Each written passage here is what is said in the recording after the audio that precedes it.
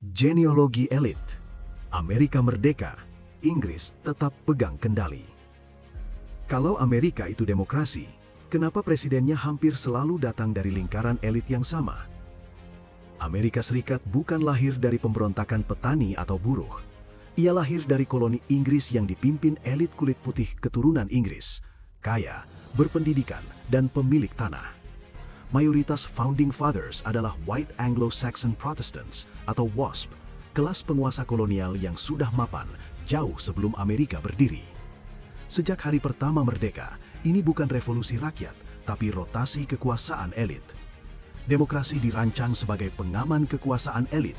Konstitusi Amerika tidak pernah berniat memberi kuasa penuh ke rakyat. Itulah kenapa ada Electoral College, Senat yang tidak proporsional, dan lobi politik yang dilegalkan. James Madison secara terbuka menulis bahwa demokrasi langsung beresiko mengancam kepemilikan kaum berada.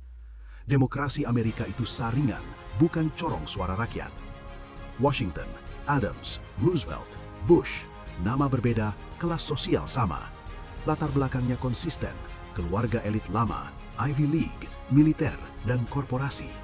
Studi akademik bahkan menyebut AS lebih mendekati oligarki elektoral daripada demokrasi murni. Rakyat memang memilih, tapi elit yang menentukan pilihan mana yang tersedia. Inggris tidak hilang, hanya ganti metode. Imperium Inggris memang mundur dari Amerika secara militer, tapi jejaring finansial, hukum, dan intelijennya tetap aktif. City of London adalah pusat keuangan global non-negara dengan pengaruh melampaui banyak negara berdaulat. Inggris tidak lagi mengirim tentara, tapi mengirim uang, hukum, dan pengaruh. Israel lahir dari mandat Inggris dan Balfour Declaration 1917, bukan dari referendum rakyat Palestina. Tanah direbut, penduduk dipindahkan, lalu dibungkus narasi moral dan keamanan. Pola ini mirip Amerika, negara dibangun di atas penggusuran penduduk asli, lalu disebut demokrasi. Jadi saat Amerika dan Israel bicara soal demokrasi dan HAM, pertanyaannya, siapa yang diuntungkan? Sebenarnya siapa yang benar-benar pegang kendali? Bukan satu keluarga, bukan satu negara, tapi jaringan elit Anglo-American Zionist, politik, keuangan, militer, media, dan hukum internasional bergerak seirama. Demokrasi dan HAM bukan tujuan, tapi alat legitimasi. Negara yang patuh dipelihara, negara yang mandiri ditekan, negara yang melawan dihancurkan. Semuanya dilakukan atas nama demokrasi dan HAM. Masalahnya terlalu banyak orang masih percaya sistem ini netral.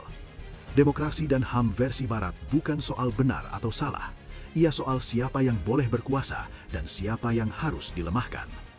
Kalau kamu masih menganggap demokrasi dan HAM Barat itu suci, ingat satu hal. Demokrasi dan HAM itu lahir dari elit blok Barat, jadi akan selalu bekerja untuk kepentingan mereka.